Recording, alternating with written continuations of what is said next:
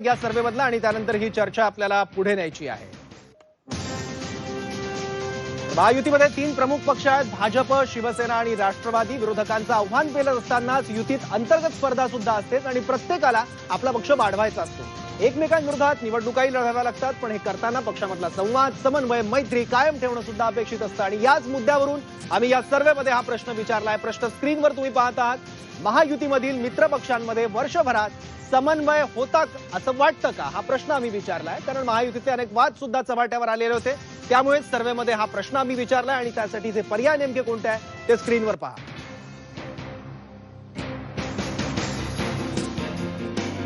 तर त्यासाठीचे एकूण 4 पर्याय आम्ही दिलेले होते। महायुतीमधील मित्रपक्षांमध्ये वर्षभरात समन्वय होता का असं वाटतं का, याबद्दल पहिला पर्याय होय, समन्वय होता असं वाटतं। दुसरा नाही, तिसरा कमी प्रमाणात होता आणि चौथं सांगता येत नाही। आणि याबद्दल महाराष्ट्रातल्या जनतेला नेमकं काय वाटतं त्याचं उत्तर आता आपण आकडेवारीच्या माध्यमातून जाणून घेऊया।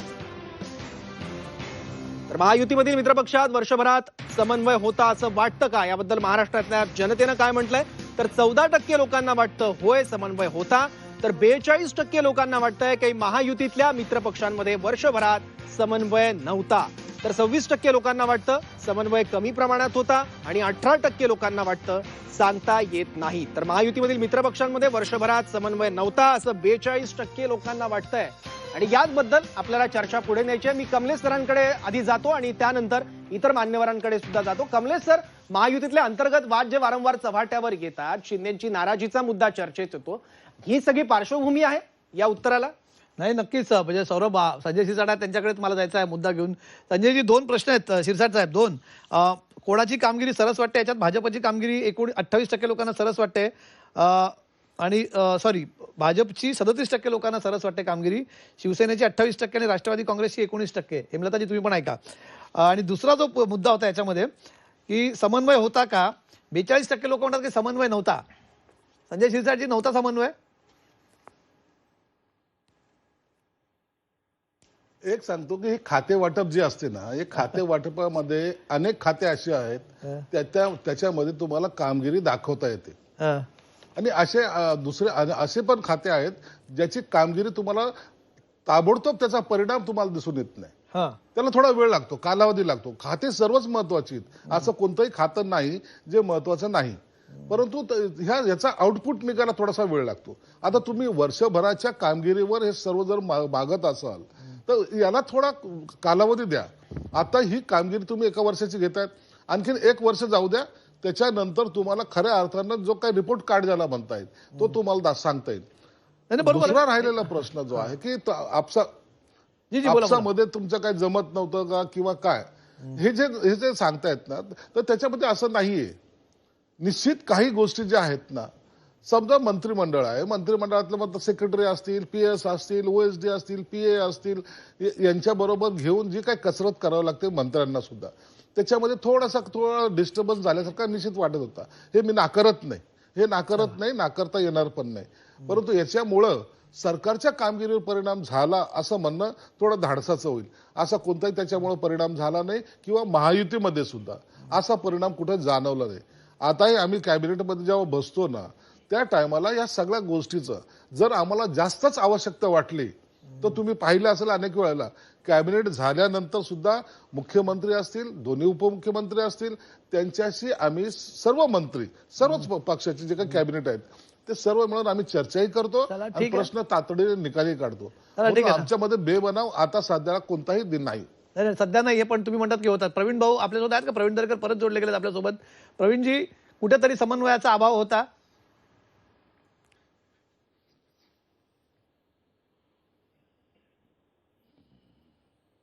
त्यांचा आवाज येतोय। चला, हेमलताताई, तुम्ही सांगाल, समन्वयाचा अभाव होता क्लिअर कट, म्हणजे लोक म्हणतात, 42% जनता म्हणतात की नव्हता समन्वयाचा अभाव, काही प्रमाणात 26% लोकांना वाटतंय। 3 पक्ष जेव्हा एकत्र सत्तेमध्ये असतात तेव्हा थोडाफार प्रत्येक पक्षाची वेगळी भूमिका असते आणि त्यामुळे कधी-कधी काही प्रॉब्लेम्स येऊ शकतात। परंतु माझ्या माहितीप्रमाणे मी जे बघितलंय तर तिन्ही पक्षाचे प्रमुख नेते हे एक दिलाने एकत्र होते, एकमेकांसोबत होते आणि काही मंत्रिमंडळामध्ये त्यांच्या मंत्र्यांच्या सोबत जरी काही अडचणी आल्या तरी त्याच्यासोबत एकत्र येऊन त्यांनी त्याच्यावर चर्चा केलेली आहे आणि मार्ग काढलेला आहे. त्यामुळं तिन्ही नेत्यांमध्ये आणि तिन्ही पक्षांमध्ये समन्वयाचा अभाव होता असं म्हणणं मला असं वाटतं चुकीचं आहे. अतिशय जनतेला चांगल्या वाटतं 42% पद्धतीने लोक नाही म्हणतात, म्हणजे आम्ही म्हणत नाही ते. 42% लोकांनी असं त्याच्यात मत नोंदवलेलं आहे सर्वेमध्ये.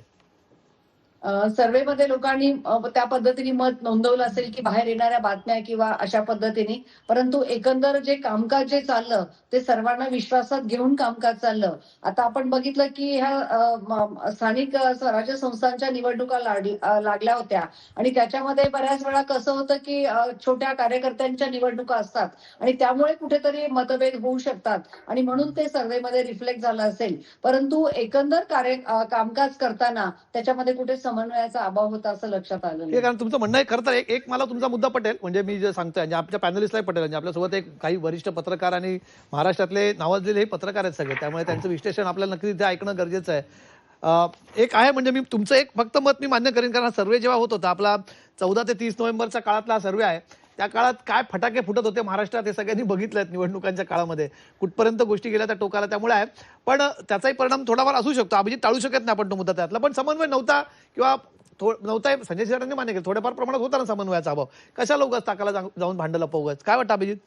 मला वाटतं कमलेश, ज्या पद्धतीने हे आकडे आलेत की समन्वयाचा अभाव हा ठळकपणे दिसतो आणि आरोपांच्या रंगाची उधळण महाराष्ट्राने मागच्या 2-2.5 महिन्यात जास्त पद्धतीनं पाहिलेली आहे.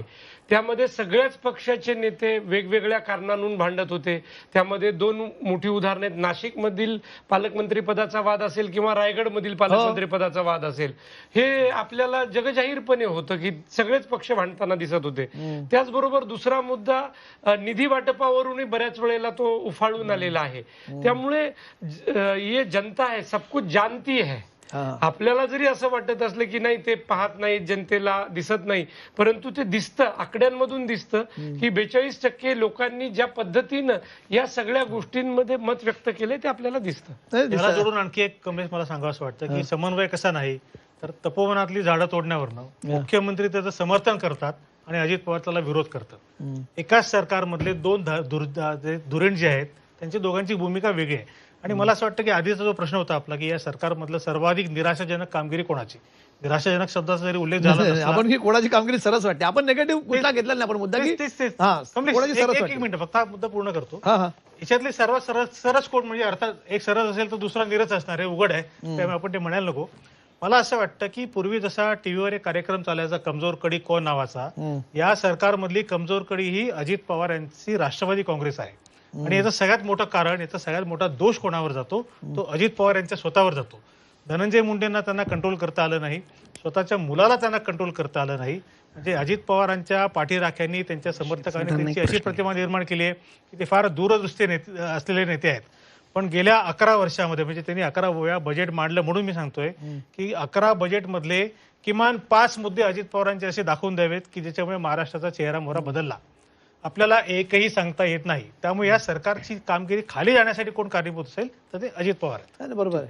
ठीक आहे. तर प्रवीण दरेकर सुद्धा सहभागी झाले या चर्चेत. त्यांना कमलेश सर प्रश्न विचारतीलच, पण मला शिरसाटांकडे जायचं आहे. शिरसाट, महायुतीमध्ये समन्वयाचा मुद्दा आहे आणि तुमच्याच खात्याच्या राज्यमंत्री असलेल्या माधुरी मिसाळ आणि तुमच्यात पत्रव्यवहाराच्या माध्यमातून काय झालं ते संपूर्ण महाराष्ट्राने बघितलेलं आहे आणि त्यात सिद्ध झालं की समन्वय नाहीये. मग महाराष्ट्रातल्या जनतेला जर असं वाटत असेल की समन्वय नाहीये तर त्यात काय चुकीचं आहे?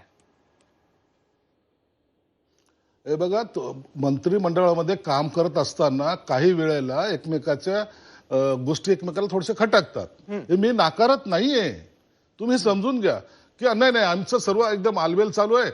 रोज सकाळी ते मला भेटले का मी साखर देतो, मग ते मला पेढा देतात, असा संबंध नसतो. काही गोष्टी एखाद्या वेळेला अशा अडचणीचे येतात की त्यांना वाटतं की आपल्या अधिकारावर गद्दा आली किंवा मला वाटतं की माझ्या अधिकारामध्ये कुणी हस्तक्षेप करतं, तर याचा अर्थ समन्वय नाही असा नाही होत. याचा अर्थ सरकारमध्ये फार काय मोठा उद्रेक चाललेला आहे असा नाही होत. त्यांची व्यथा असेल तर ते मांडतात. आता आमचेही राज्यमंत्री आहेत, ते राज्यमंत्री अनेक वेळेला शिंदे साहेबांसमोर सांगतात, साहेब आम्हाला राज्यमंत्री असून आम्हाला काहीच अधिकार नाही. याचा अर्थ ते भांडण आहेत का? ते अधिकार मागण्यापुरताचा त्यांचा विषय असतो.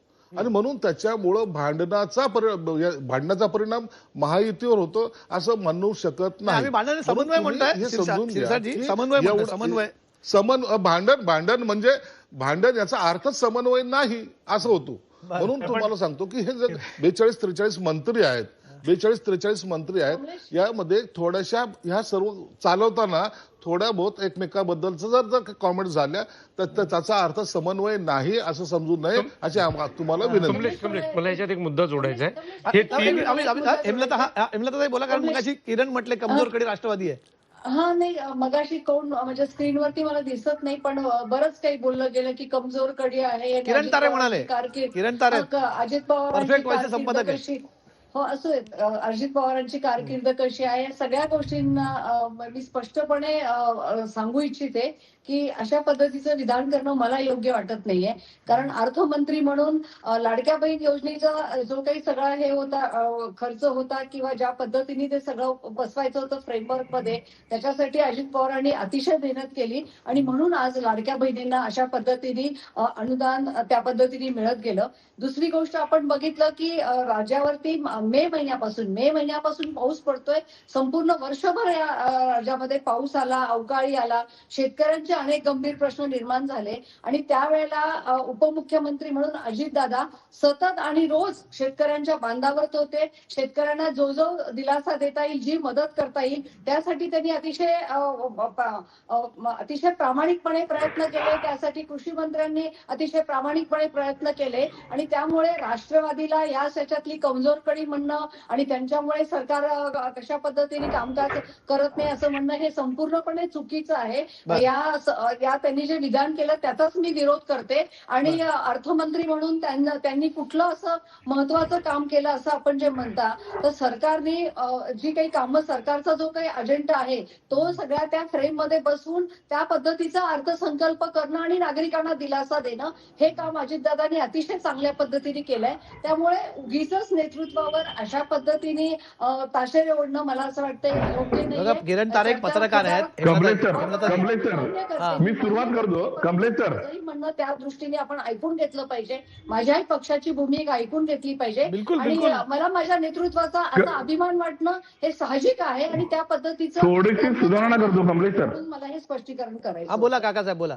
कमलेश सर, थोडीशी सुधारणा करतो. हे राज्य जेव्हा अस्तित्वात येत होतं तेव्हापासून या राज्यात समन्वय नाही आहे. म्हणजे सीएम कुणी व्हावं, डीसीएम कुणी व्हावं इथं सुरुवात झालेली भांडणं, ते पीएस कुणी बसवावेत, ओएसडी कुणी बसवावेत, पीए कुणी बसवावेत, मंत्रिपद कुणाला द्यावं, खाते वाटप कुणाला द्यावं किंवा बजेट द्यावं न द्यावं, तेव्हापासून सुरू झालेला गोंधळ हो आजपर्यंत चालू आहे. त्यामुळं निश्चितपणे तुमचा कौल हा अतिशय योग्य आहे आणि निश्चितपणे अजिबात समन्वय या राज्यात दिसत नाही, हे पब्लिकनं आता स्पष्टपणे सांगितलंय. बरोबर. दुसरा जो मुद्दा राहतोय प्रवीण दरेकरांकडे, मला त्या मुद्द्यावरती जायचं आहे. प्रवीण भाऊ, एक कुठल्या पक्षाची कामगिरी सरस वाटते असा जेव्हा प्रश्न होता, त्याच्यामध्ये 3 पक्षांमध्ये कोणाची कामगिरी सरस वाटते? त्यात भाजपची कामगिरी सगळ्यांना सरस वाटते. भाजपची कामगिरी सरस आहे असं 37% लोक इथे म्हणतात.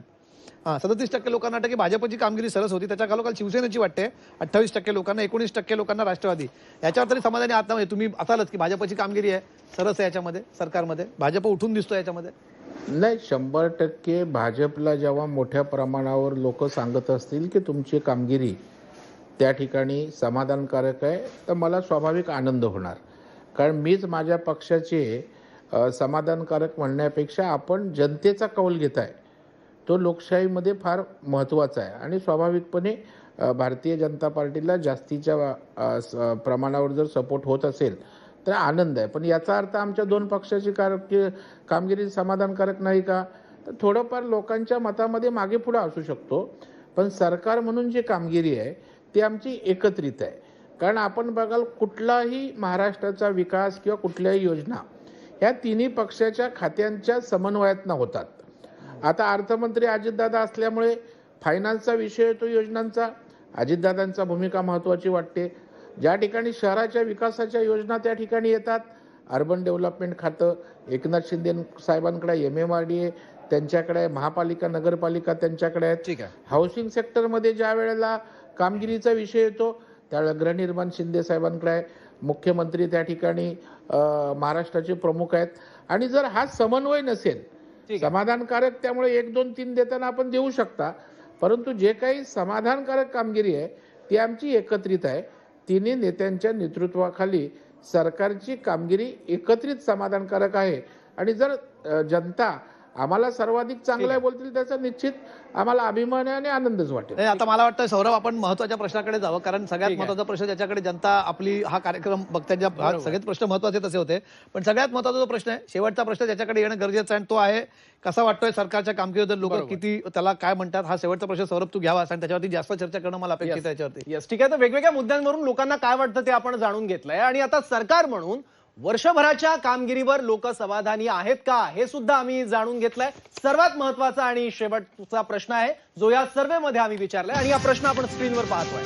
देवेंद्र फडणवीस यांच्या नेतृत्वाखालील महायुती सरकारची वर्षभरातली कामगिरी तुम्हाला कशी वाटते हा प्रश्न आम्ही विचारलाय. वर्षभरातली सरकार म्हणून महायुतीची कामगिरी जे सरकार